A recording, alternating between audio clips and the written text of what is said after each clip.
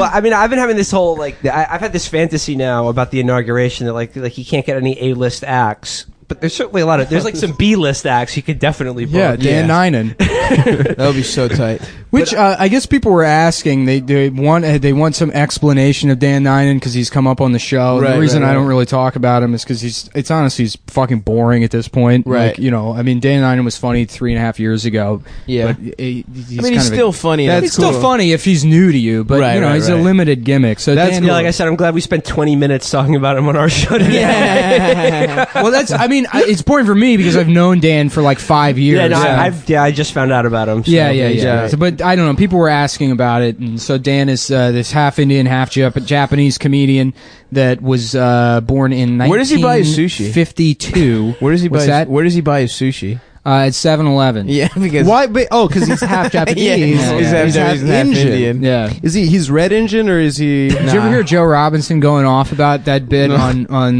the Robin Joe show? No. It was just like they don't sell sushi at 7-Eleven. Yeah. They don't. They sell it at like Walgreens, but they don't have it at 7-Eleven. Does he have hearing aids on? Yeah. Macaulay Culkin's little brother's got hearing aids in this movie. That's deep. Ooh, she looked good. Could you excuse us a minute, Dad? I'm ugly. Why is she suddenly 7 years younger than she was in the last scene?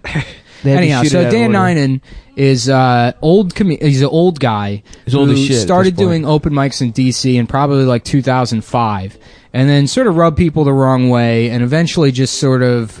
He found it that the best path for a career for him was going to be to lie to people, lie to clubs and bookers, and say that he's like so and so's opener or whatever. He used to he just like got Robert Schimmel's schedule and would call clubs as soon as they booked Schimmel and like be like, "Hey, this is Rob Schimmel's agent. I'm trying to get the booking information for his opener Dan Nainan." And the clubs would be like, "Whoa, what do you mean his opener?"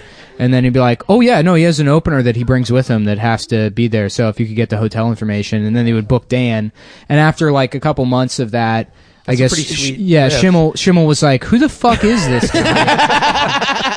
Why do they keep booking him?" And so Dan lost that deal. And then he moved on to Russell Peters. I'm David Brenner's opening. Yeah. Well, apparently, I don't know if this is true or not, but I'm sure it is, knowing Dan. But when Robert Schimmel died, Dan emailed Schimmel's brother and was like, "Yeah, Robert was a fucking asshole and a piece of shit." What? That's terrible. Oh yeah, man. Dan's a sociopath. He's a fucking piece of shit. Well, he also had that Russell Peters. Yeah, he does that. The Russell Peters thing where I think Russell talked about it on What the Fuck or something. Dan also tried to pay like $5,000 to have Mark Maron have him on. What the Fuck? There's a really good episode of What the Fuck where he reads the letter and he doesn't say Dan's name, but he's like, "I am a corporate comedian. I've made more money this year than you will make in your entire lifetime." Jesus Christ. Yeah.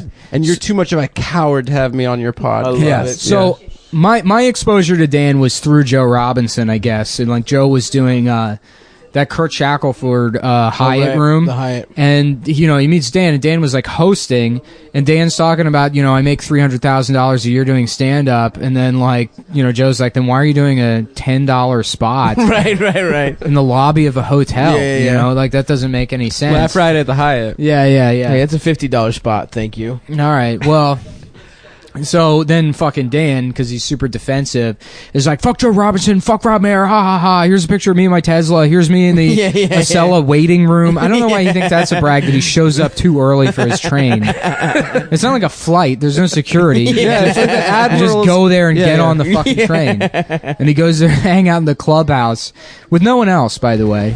Just alone. Yeah. So if you shit talk Dan, he'll put you on his enemies list and he'll just email you constantly. He really hates JL Colvin. Yeah, he fucking despises him. So he'll bring him and Josh Homer up all the time as guys that he's doing better elbows, than. Dude. All right, so are we going to talk about Dan? Yeah, we're talking. I'm just looking at titties on the TV, dude. It's not my fault. You put a movie with titties on this fucking screen, and I'm supposed to pay attention? Rachel Lee Cook got some jumbo yum-yums in it. She does, dude. It distracted stuff. Anyway, they did, dude. That's the first unsheathing of her titties. It's a big moment in the movie. Damn, she is fucking hot, dude. All right, Nick. All right. Yes. Back to Dan Nainan. I'm only doing it because people ask. So I preface this with I don't give a shit about Dan. No, I just look. All I'm saying is Gotcha. You can't be mad if I look at titties every once in a while. No, I get it. Hey, it's a PG-13 movie, guys. It's pretty fucking saucy. I don't understand how a 30-year-old man. Come on, first of all, bitch, I'm not be able to look at 27. A-cup breasts and in a pair they're of not overalls. A-cup.